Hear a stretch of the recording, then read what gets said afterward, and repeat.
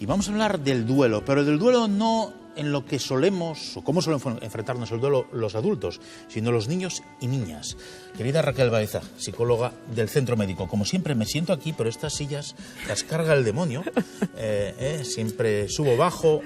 Bueno, vamos a ponernos serios porque, claro, hablar de duelo, cuando una persona es adulta, suele asimilarlo, cuesta mucho. Pero claro, a un menor de edad, ¿cómo suele afectar el duelo a esos niños y niñas?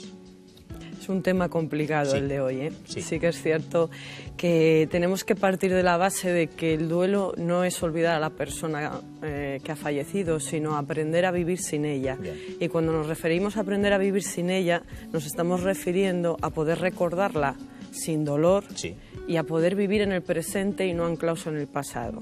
Entonces, partiendo de esta base, tenemos que entender que los adultos y los niños elaboran el duelo de manera diferente y que es importantísimo cómo esté elaborando el duelo el adulto para poder enseñar al niño a elaborar su propio duelo. Quiero decir con esto... ¿Qué quieres decir con elaborar el duelo?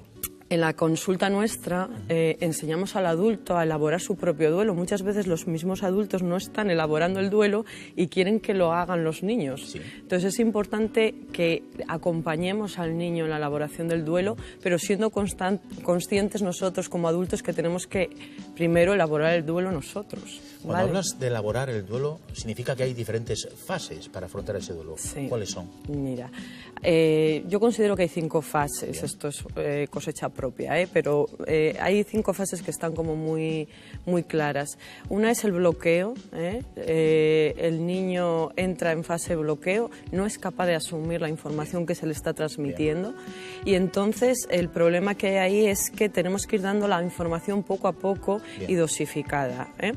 Luego viene una fase que es la de negación, es decir, no soy capaz de enfrentar esta información tan grande que me está viniendo y tan negativa porque se me desmorona el mundo, entonces esto no me está pasando, ¿no? Entonces son capaces de volver a preguntar por el difunto muchísimas veces con tal de que eso no sea cierto, ¿no? Es importante que desde la posición de adulto repitamos 1 y 1000 veces, las veces que sea necesario, el tema de que esa persona ha fallecido, que no está, que no va a volver. Esto es muy importante, porque si no a los niños les genera muchísima confusión.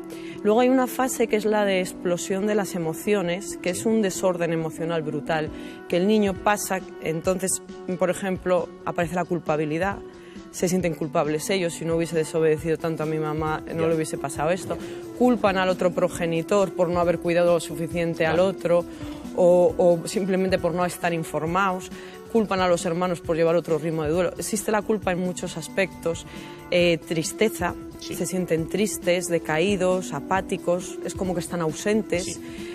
También pasan por un periodo de rabia, rabia con todo el mundo, en general es como un montón de emociones. Regresión, por ejemplo, en los más pequeños está mucho la regresión, vuelven como a la etapa que les daba seguridad. Es muy normal que un niño que caminaba de repente le veamos gateando de nuevo.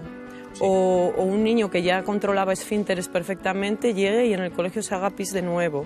O sea, estamos hablando de que en esa etapa ellos se sentían más seguros y su manera de enfrentar, ¿no? Y de afrontar ese duelo. Y luego hay una etapa que es la de asimilación, son conscientes de que efectivamente esa persona no está y no va a volver.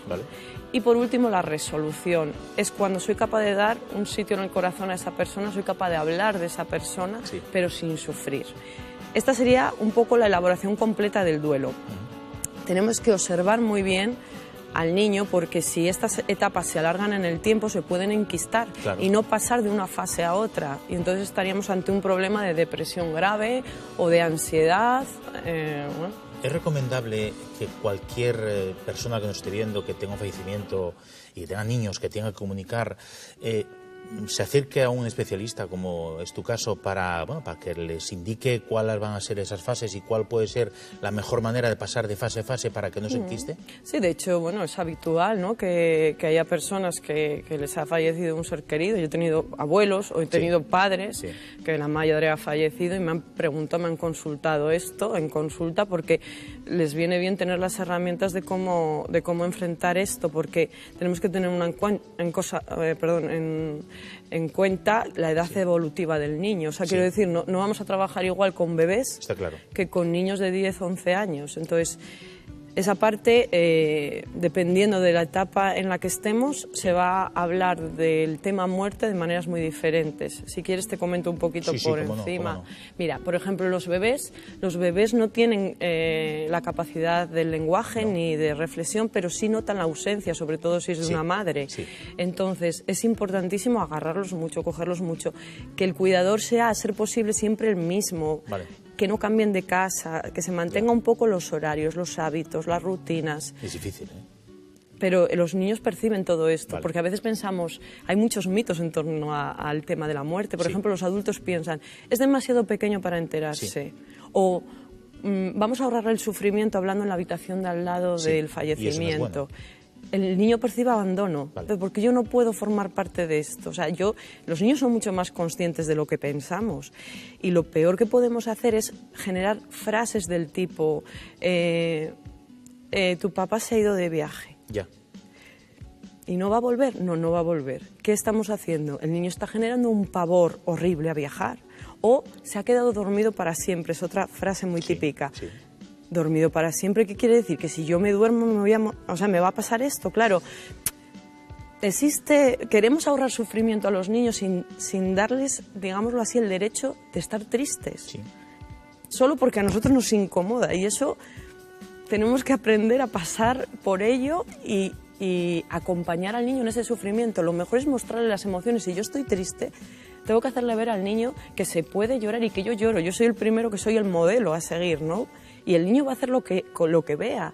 Si yo veo que esa persona adulta siempre intenta no llorar delante de mí, yo voy a percibir que llorar está mal.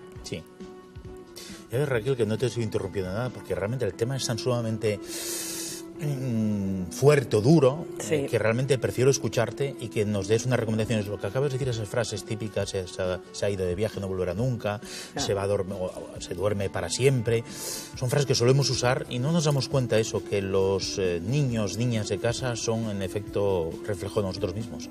Nuestras emociones, tensiones, dudas, también ellos las padecen. Pues querida Raquel Baeza, psicóloga del Centro Médico, muchas gracias por estar aquí un día más, un día como el de hoy, con un tema tan duro, pero es que la vida es así, hay momentos buenos y momentos menos buenos que hay que saber afrontar, y lo hemos intentado hacer, hemos intentado acercarles a ustedes cómo hay que afrontar estos temas cuando afecta a toda la familia, y en ese caso a los más pequeños, con recomendaciones, consejos tan acertados como los que nos dio Raquel Baeza. Raquel, muchas gracias. Gracias a vosotros. Gracias.